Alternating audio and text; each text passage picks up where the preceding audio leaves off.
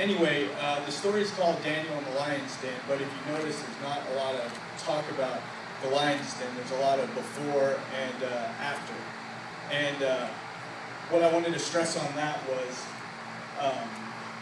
you know, when we walk in faith, walking in faith is a day-to-day thing. You don't, you know, just one day get up and do a supernatural thing for God. You know, you don't want to sit there and, I know it's, I've said it, but man, if I had $1 million, I'd give some money to the church, you know, but it's like, you know, if you kind of struggle giving it when you have nothing, then what makes you think when you have a lot, you know, you're going to get more?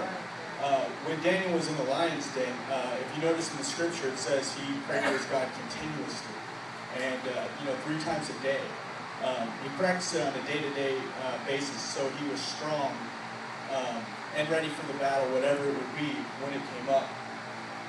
Aristotle says, excellent is not an act, it's a habit.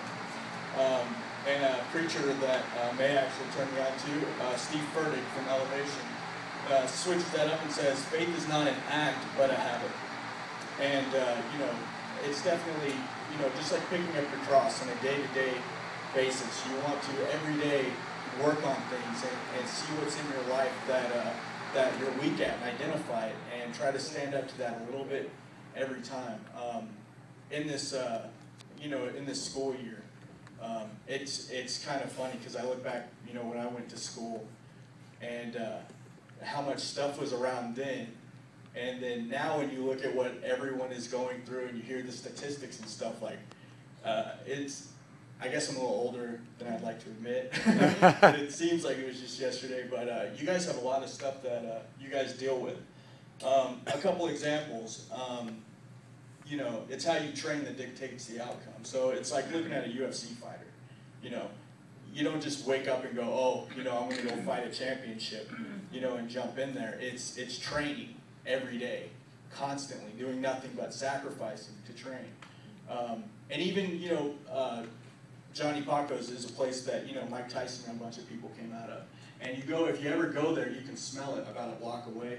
You know, it's a real dingy, cheap spot, but it's your training and what you do with what you have.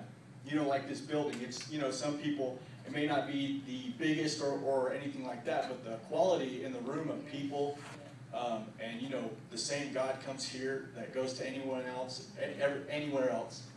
If you've been here during worship service or if you've heard Glenn speak, you know, you can testify to that, and many other people and the awesome things that go on. Another example that's kind of funny is American Idol. I mean, you guys have all seen where someone gets up there and they're like, oh, what do you do? And they're like, I'm an engineer.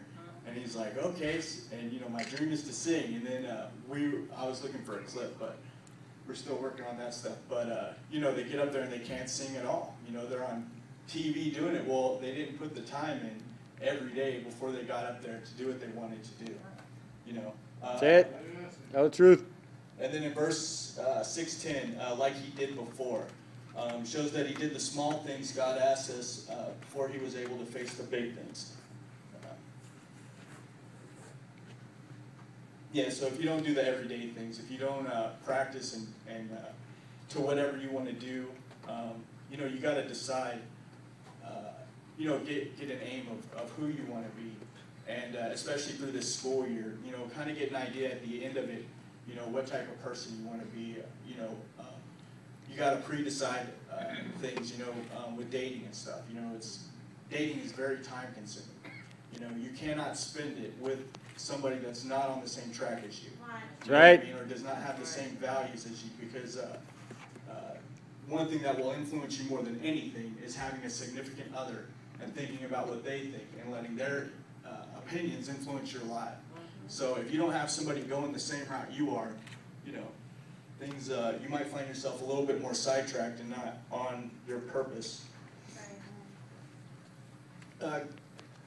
Another thing is when you get in situations, you know, the Lion's Den, he did good. We can train for that, but, you know, you got to kind of, you know, we're not all going to do what he did in the Lion's Den. You know what I mean?